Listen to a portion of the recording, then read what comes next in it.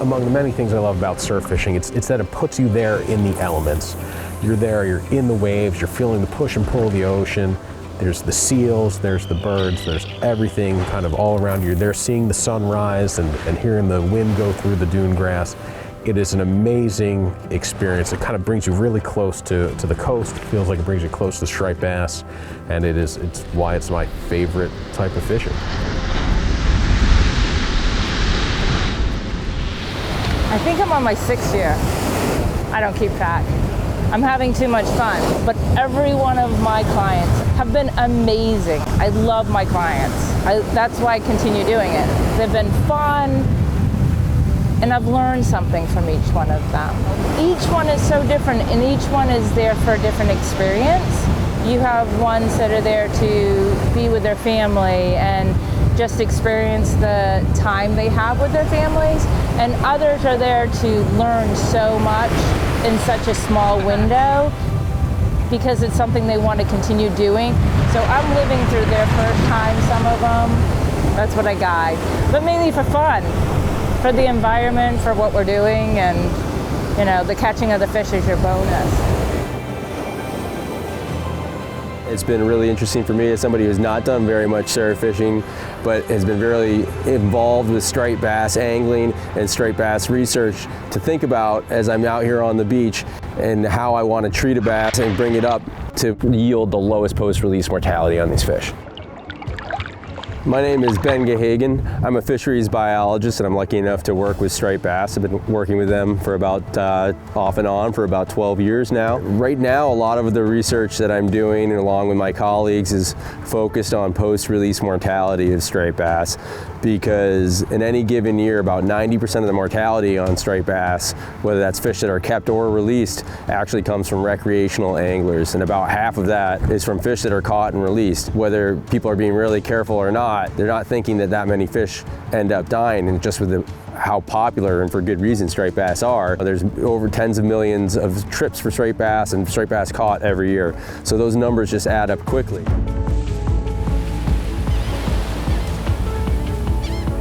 It's mid-October right now, and the striped bass are migrating south. This is a great time to target stripers. In the fall, they form big schools and they work their way south, and along the way, they're looking to feed and pack on the pounds for this long swim. They could be eating sand eels, peanut bunker, mullet, herring, pretty much anything they come across, they're looking to eat. I feel like targeting them from the surface is kind of like meeting them in the middle. You've got a fish that, even though it has the whole ocean to swim through and eat, it does so much of its feeding right there within casting distance of shore. And that takes this amazing game fish, this fish that can grow up to 50, 60, 70 pounds, fish that fights hard, that feeds on the surface, that attacks lures, and it makes it accessible to people without boats, just walking down to the shoreline and casting and having their chance to catch this, what I think is the world's greatest game fish. It's such an accessible way to get into striped bass fishing. For me, at least, when I got really hooked on surf fishing is when I learned that you can catch striped bass from shore.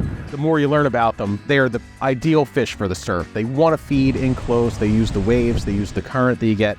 It's kind of amazing that you have this great game fish that all you need is a rod and reel, the willingness to walk a little bit from the parking lot, and you can catch them. As somebody who's coming from more of the boat side, where I have so much invested into everything, where you can go out and you can get an affordable rod and reel, and if you don't want to, you don't have to buy a bunch of lures. You can go buy a box of clams and some weights, and all of a sudden you're fishing, and it's something you can be doing like right there then. And it's not this huge investment of resources. It's just, it opens up a world. There's so much self-reliance with surf fishing, you know? It's like, how far do you want to walk, you know? How much time do you want to put in? You can put in as little or walk as far as you want, or fish right here at the bottom of the parking lot and still have a shot at fish if you pay a little bit of attention to the tides, the time of year, the moon phases. All that factors into when the stripers will be within, you have a good shot of catching them from shore. And that's, that's part of the fun too, is putting that puzzle together to see when they don't always feed in shore fishing range, but they do quite often. And figuring out when they're going to be there and to give you your best shot of catching them, that's the game. What do you think that you do, that you've learned over the years, that's made you most successful in handling a fish once you got it to the beach or to the rocks? And does that change whether you're on a rocky beach or a sandy beach? So when you're surf fishing, there's a couple different factors from when you're boat fishing when it comes to landing fish. One, your safety's involved too. You know, whether you're on a high rocky cliff or the waves are real rough, you want to make sure that you're taking care of the fish, but also yourself. You don't want to put yourself in a dangerous situation. You never want to put the fish on dry ground. You know, never bring it above the high tide line. Ideally, you're leaving it in the water if you can, or at least on wet sand. Getting a firm grip of the fish, whether that's with grabbing the lure itself or getting the lower lip, that's important because you don't want that fish thrashing around and hurting itself on whether it's rocks or sand. Those are the two most important things. Keeping it wet, keeping it in the water, and then getting a firm grip on it so you can remove the hook quickly and then get it back out into the surf.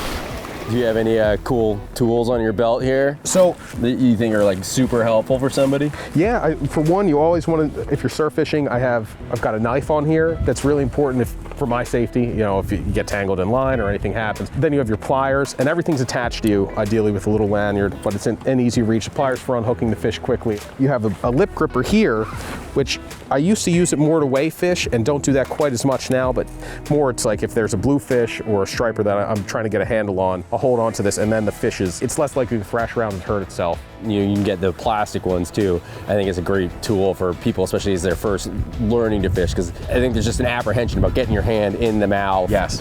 Putting it in there, getting it close to the hooks, everything like that, and it's just a really good tool to help hold that fish. You're not gonna, if it thrashes, it's not gonna let go. Yeah, so one of the unique things about landing them on the open beach like this in the surf is that you have this final hurdle.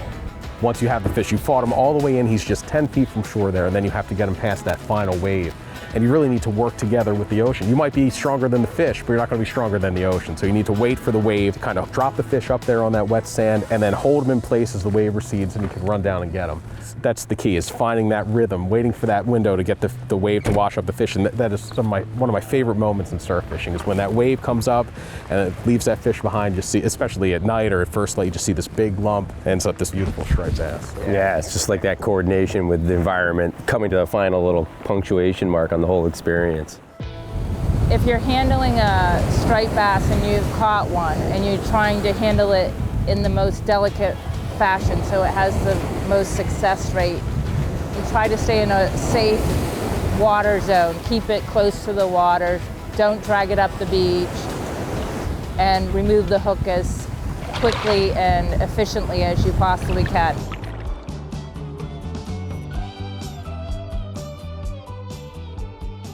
I know it's best to kind of hold the fish for a second and let it recover a bit. It's not always possible in the surf. Sometimes if it's really rough, what I try to do is at least give it a little bit of a head start, get its head facing out toward the deeper water, especially if there's rough waves and surf, making sure he's not going to get overwhelmed and tumbled back up on the beach. Put it head first and give it a little shove in there. You go to an area that looks productive to fish, think about where you're going to land the fish. If you're fishing on a high cliff and there's no real good way to get down, maybe choose somewhere else. Maybe look for somewhere that's going to have at least one low spot you can run down, get the fish, and release it, as opposed to looking down at this fish and have no idea how you're going to get it on the rocks or get it back in. You want to do everything you can to help the fish, but also you don't want to put yourself in a bad spot. We're in this place now with striped bass where we're, unfortunately, because of the recruitment issues we've had over the last decade or so, really anything we can do to help conserve striped bass is important. And one of the things that's kind of been identified at this point is that single hooks are going to yield the lowest post-release mortality on these fish. So can you talk a little bit about some of the ways you figured out as you've adapted to this new world of like modifying your plugs, getting them to swim the right way? So that's definitely been part of it, because you want to do what's right for the fish. I love these fish. I want to continue catching striped bass for as long as I can walk down to the surf and cast. So I want to use the minimum amount of hooks on there, but plugs have been built for years to be fished with 2 treble hooks. So as you adjust, it takes some time on your end to go and say, okay, I can swap out a 3/0 treble for a 6/0 inline single, and the plug's going to have the same action there. And we've put some stuff on onthewater.com about what's a good 1-for-1 swap for the size treble to the size inline single. That's been helpful. And then just going and experimenting with it. I saw that in your study that a single treble hook is better than obviously 2 treble hooks. And some plugs, I've done that. I put a single treble on the belly and then no hook, or a hookless teaser on the back, and that adds the action. It's the drag on the back hook hanger that you're trying to compensate for in a lot of those cases. So where you did have a treble hook there that was grabbing water and affecting the action of the plug, if you take that away, the plug's going to swim differently. So you compensate for that with maybe a hookless teaser back there. the simplest thing you can do is using one hook. There's very few cases where you need a plug needs 2 hooks for it. I think what we found in the study is it's that tail hook that tends to do the damage when it's swinging around and it's loose and it grabs a fish in a more sensitive place. Yeah, that seems to be what does it. A single hook is better than any configuration of double hooks because you have that other point, whether that's a single J on the back or a treble on the back, swinging around, and maybe catching the gills or something like that.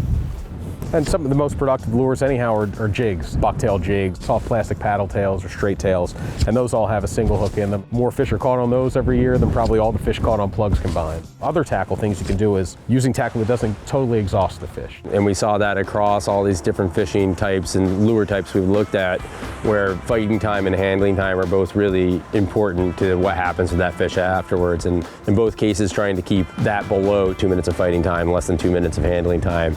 It kind of underscores the whole idea is that we're probably at a time now for the foreseeable future that when we think about fishing for striped bass, we should always take that moment to think about what's best for the fish, not just what's best for my day of fishing. Where we're standing right now, there are pictures of guys with 20, 50 pounders lined up on the beach in the late 70s, like you see, those pictures are out there. Oh yeah. Like that was it. And then it just went to absolute nothing for a long time and then built back up, and now it's on the way back down. And just being conscious of the decisions we can make this time around so we're not doing what we did before. I mean, when the population's high, I feel like everybody benefits, and as it starts to decline, I feel like the surf fishermen kind of see it and feel it first. I mean, there's a lot of people out now who are towards the end of their fishing career who've kind of seen the whole arc. I mean, we can't control the environmental conditions that affect the spawning ultimately and the recruitment for striped bass. So it's up to us to maintain the fish that are currently in the population so that they are there when the conditions are right to reproduce. Absolutely. But a lot of people are now seeing the decline in numbers, and they're being more mindful when they're out fishing. Listening to the guides and hearing what we have to say about respecting them and putting them back and how we handle them as well. Releasing it and aware that it's a fish, that you want it to swim and get larger and catch it another day. And by and large, I find the fishermen who have fished for striped bass for a few years, they love it enough that they're willing to make these changes. And it's the education that maybe they just don't know, and especially something like surf fishing where it is. A lot of people get their start fishing from shore for stripers, and then that's where they begin to learn and pick up the best ways to handle these fish to help them ensure that they survive. We're both in the industry, and you're in the industry, I'm on the science side, but we're anglers at the end of the day. The reason we're here is because we love doing this and we love striped bass, so it's one of these identified ways that we can probably make a difference. Whether we can quantify that difference exactly as we go into management, maybe not for right now, but it's going to make a difference, which is good.